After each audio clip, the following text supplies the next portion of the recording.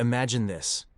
You post something online, a thought, a picture, a glimpse of your life, and then you wait. You tell yourself you don't care about the response, but a small part of you still checks. 10 minutes pass. 1 like. 5. A comment. Another share. Your heart lifts, just a little. Something inside you hums with satisfaction. But then it fades, quietly, leaving a faint craving for the next wave. That's the loop. That's the invisible addiction almost every human now carries in their pocket. We live in an era where validation has become currency, where the approval of strangers can feel like proof that we exist. But behind the likes, the comments, and the endless scrolling lies something far older than technology itself. A neural system shaped by millions of years of evolution, designed to keep us alive through connection. Because once, long before social media or smartphones, being liked wasn't about ego, it was about survival. For our ancestors, acceptance into the tribe meant protection, food, safety, and belonging. Rejection, on the other hand, meant exposure, starvation, and likely death. So our brains evolved to interpret social approval as pleasure and social rejection as pain. Fast forward thousands of years, and that same system still runs our modern minds. Only now, instead of looking to our tribe for approval, we look to a glowing screen. Every time someone reacts to your post, your brain releases dopamine, the neurotransmitter responsible for reward and motivation. It's the same chemical that lights up when you eat your favorite food or hear your favorite song. But what makes social approval so powerful is not just the reward itself, it's the anticipation of it. You never know when the next notification will appear or how people will respond. That unpredictability is the same psychological principle that drives gambling addiction. In neuroscience, it's called intermittent reinforcement.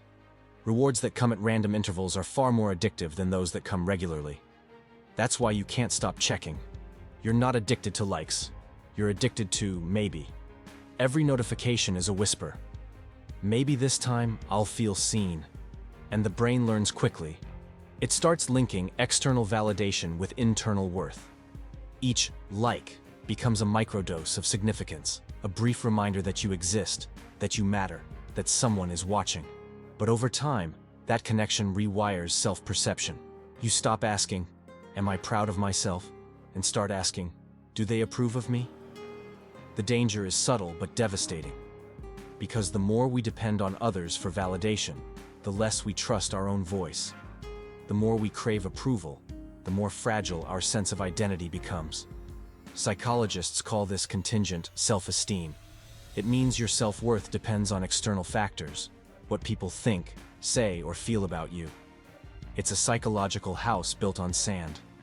The moment approval fades, insecurity rushes in to take its place. But let's go deeper, into the neuropsychology behind it.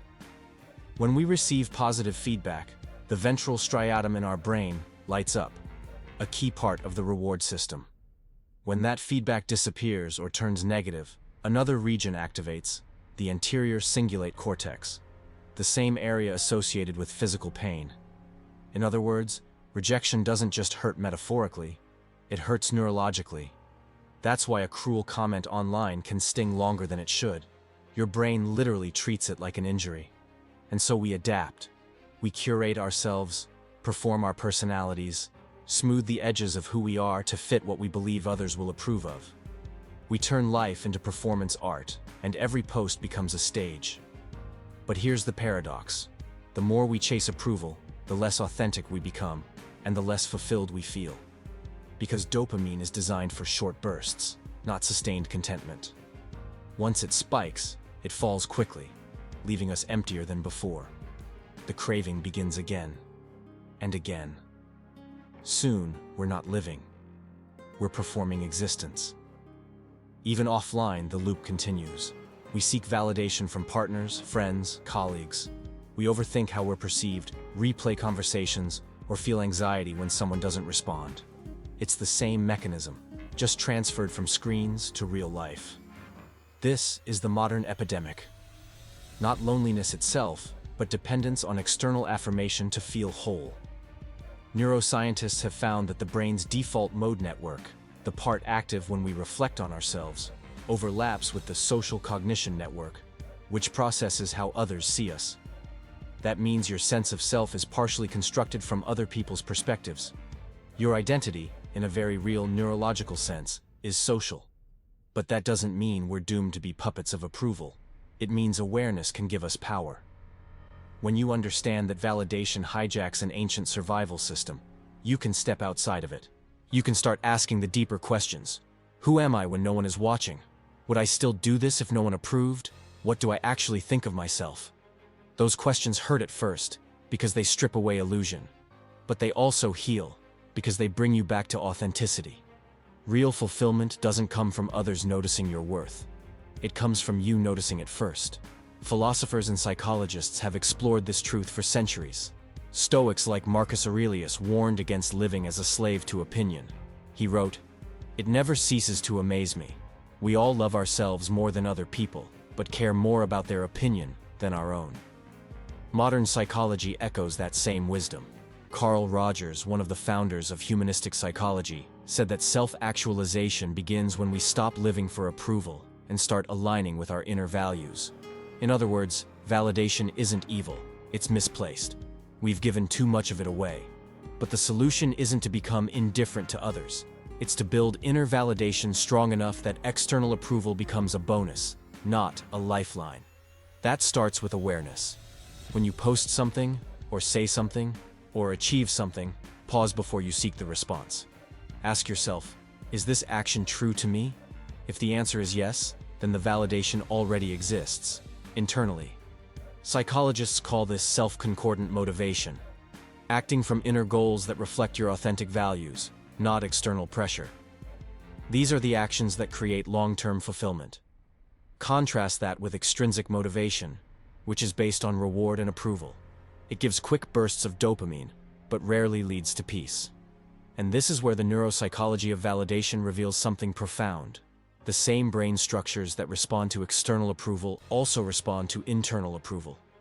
When you acknowledge your own progress, your own growth, you release similar rewards. The brain doesn't require likes, it requires recognition. So the task isn't to reject validation, but to redirect it inward.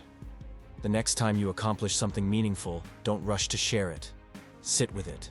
Feel the satisfaction quietly. Let your own mind be the first to say, "Well done."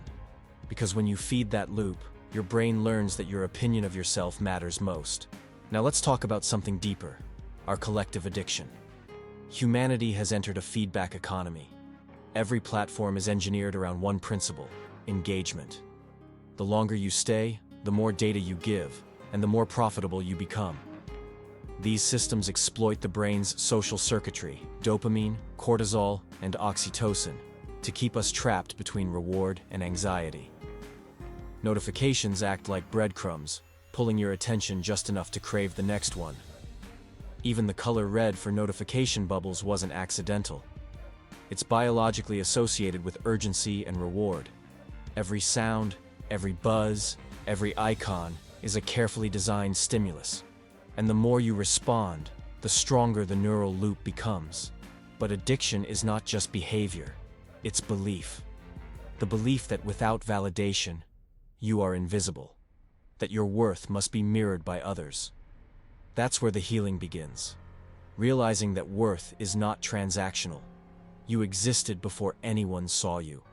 You mattered before anyone noticed. Some of the most profound moments in life, growth, love, transformation, happen unseen. But we've grown so accustomed to displaying our experiences that private joy now feels incomplete unless it's public. Yet when everything becomes performance, nothing feels true. So maybe the real rebellion in this age of approval is to live privately. To create without showing. To love without broadcasting. To succeed without announcement. Because every time you resist the urge to prove, you take back a little bit of your autonomy. And eventually, you realize, the validation you were chasing was never about others. It was about the part of you that wanted to feel enough. When that part finally feels heard, by you, the craving fades. You no longer need applause to know you've done something meaningful. You no longer need permission to exist. The truth is, the brain doesn't crave likes. It craves connection.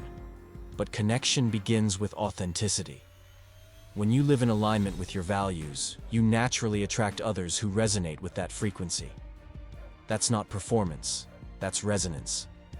In the end, the psychology of validation isn't just about addiction. It's about remembering who you are beneath the noise. So maybe the next time you reach for your phone, pause. Ask yourself, who am I trying to impress? And why? Because the greatest freedom is not in being seen. It's in seeing yourself clearly. And that's the kind of validation no algorithm can give. If this reflection made you stop and think, even for a moment, give this video a like, share it with someone who needs to hear it, and subscribe for more deep explorations like this one. And tell me in the comments, when was the last time you did something meaningful without telling the world about it?